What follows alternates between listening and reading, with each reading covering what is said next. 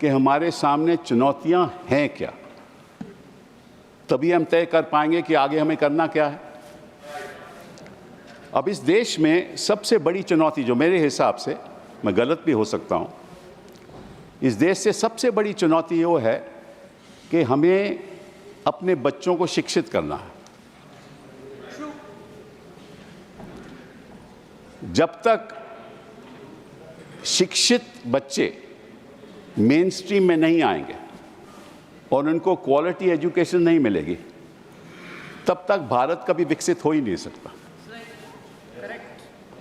विकसित भारत का मतलब शिक्षित भारत।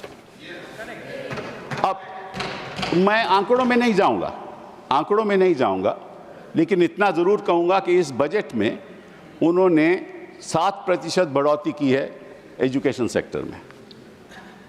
अब हिंदुस्तान की व्यवस्था आप देखो कि लगभग बच्चे, युवा सब देहात में रहते हैं, और जो भी एजुकेशन की समस्या है, कुछ अर्बन सेंटर्स में तो अच्छी समस्या है, बट आम जनता को एजुकेशन क्वालिटी मिलती ही नहीं।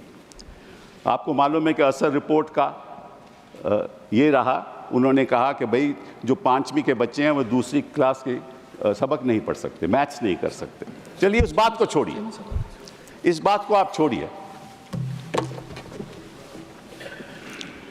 इस बात को आप छोड़िए।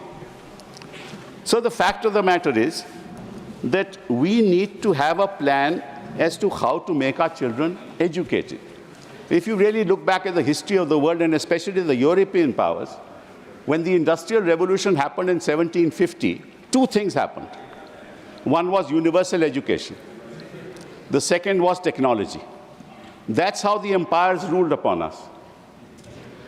When China became the power that it is, the first thing that China did was universal education. Today, we have not even attained the goal of universal education. Forget about quality education.